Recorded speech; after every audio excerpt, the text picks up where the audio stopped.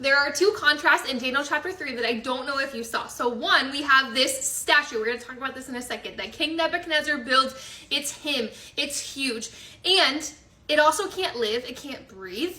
It can't save anybody. But Nebuchadnezzar requires worship to it. We also have in this chapter Jesus. Jesus in the fire. Spoiler alert. And in Hebrews 1, it says that Jesus is the exact image and representation of God.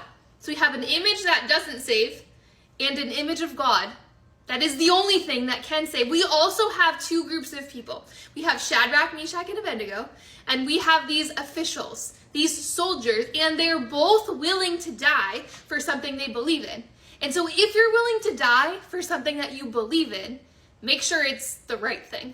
What I hate about doing chapter by chapter by chapter is there is so much in chapter 1 and chapter 2 that bleeds into what is happening in chapter 3. But basically, we have King Nebuchadnezzar at the end of chapter 2 who says, surely your God is the God of gods and the Lord of kings and the revealer of mysteries, and you were able to reveal this mystery because Daniel had told him a dream that nobody else could, only by God's power. And so Nebuchadnezzar seems to have this heart change. Daniel told him this dream in chapter 2 in which we have this statue of different metals and Nebuchadnezzar is the head. And in this chapter, ironically enough, he decides that not only is his repentance not real because he goes and builds a statue of himself, which is against the first commandment, but he also builds the whole thing of gold. So you were just only the head in chapter 2. Daniel told you that this rock would come, which is Christ, which is going to demolish the statue and the wind is just going to blow it away. Yet you decide, hey, let's build a statue of all gold and just of me, so that when this music plays, everybody can worship me. That's wild. I actually said this to my pastor today. I was like, this just seems crazy. But also, if somebody was writing a book about my life and somebody else was reading it, they would probably be like, what is she doing? Why is she doing this thing? Why is she...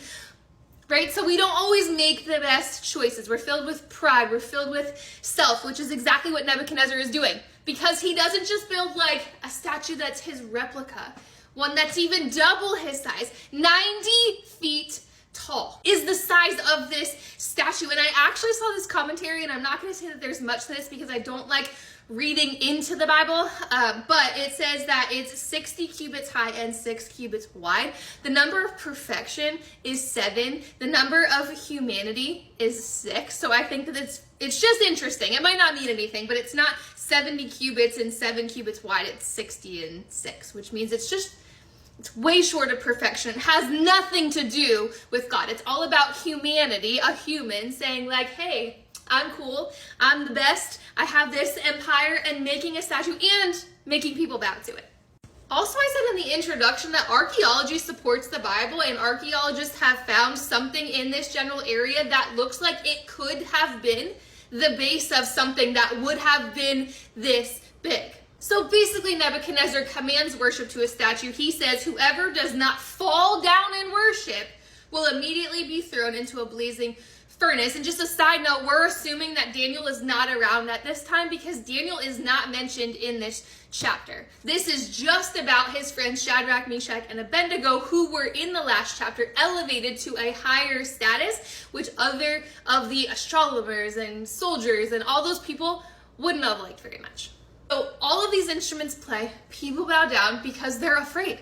They don't want to die. But these astrologers come and they say, hey, you know that decree that you issued that everyone has to bow down to this statue? Well, there's 3 guys. And guess what? They haven't done that.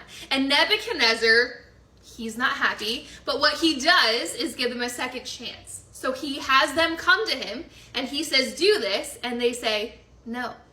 And they're saying no, full well knowing what's going to happen. Full well knowing that they could die for this. And they say, if we are thrown into that blazing furnace, the God we serve is able to deliver us from it. And he will deliver us from your majesty's hand. But even if he doesn't, we want you to know. We want you to know we're not going to serve you. And why can they say this? Because Daniel and his friends had conviction, and we've talked about this in the other chapters. They decided, we're serving God. We're going to be faithful. We're not going to defile ourselves. And they banded together in community. When Daniel needs to know the dream, last chapter, where does he go? His best friends. When he's elevated in position, who does he take with him? Shadrach, Meshach, and Abednego lifts them up, so they're in this together. And this is a story that's in kids ministry, so a lot of people already know this, but Nebuchadnezzar is so mad that he turns the furnace up 7 times hotter, and I read that this, obviously, we already know. There's like 0 possibility, especially the fact that he heated it hotter, that they would have survived this. This furnace was meant for smelting metal, for firing bricks, for building, but also for execution, and it was meant to take their lives. But what is crazy about this is when he puts these guys in there, first of all, Jesus is in there. Because he says, there's a 4th man in the fire. I love that song. There's a 4th man in the fire standing next to me. Jesus didn't rescue them out of the fire. He walked into the inferno with them. He protected them so that when they came out, they didn't smell like smoke. They weren't singed, which is actually wild because I sit on my deck sometimes in the afternoon and my husband likes to make burgers or chicken or whatever, and he is a smoker, and I will just be in like vicinity, not even like right next to it, but like across the deck, and I will go in and be like, oh my gosh, I smell like smoke. They were in a furnace that was meant for execution and 7 times hotter than it was supposed to be, and they come out not smelling like smoke?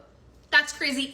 And the guards, the soldiers, when they go near the furnace, they instantly burn up. They're not even in it. They're just near it. That's how hot it was.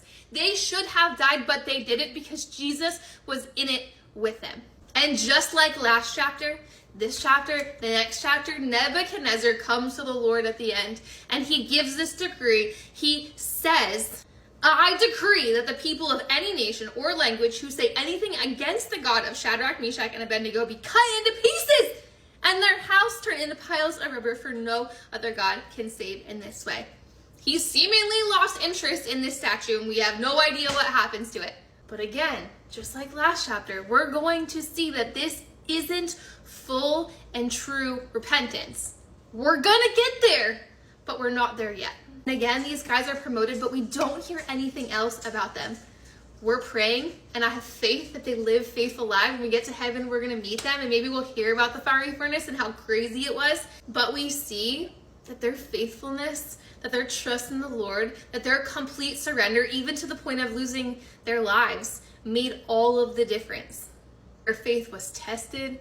They were tried. They were removed from their homeland. They were stripped of everything that they knew, their names, their identity. They were trying to indoctrinate them.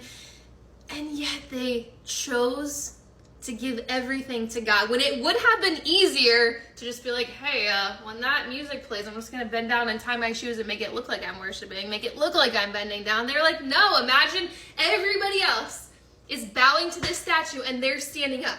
Like, how much more could you bring attention to yourself? But that is what we're called to do.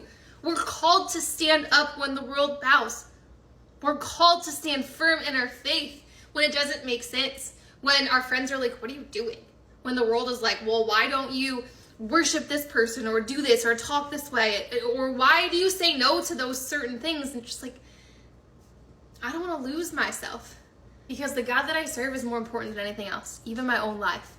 And I don't know that I could say that if someone was going to throw me in a furnace, because that is literally the one way I don't want to die, that and drowning. But we have to be people who are willing to just fully surrender for the Lord. I love you guys. Tell me what you loved and learned, and I will see you tomorrow for Daniel chapter 4. We have another vision. It is super wild, but I'm really excited for it. Bye.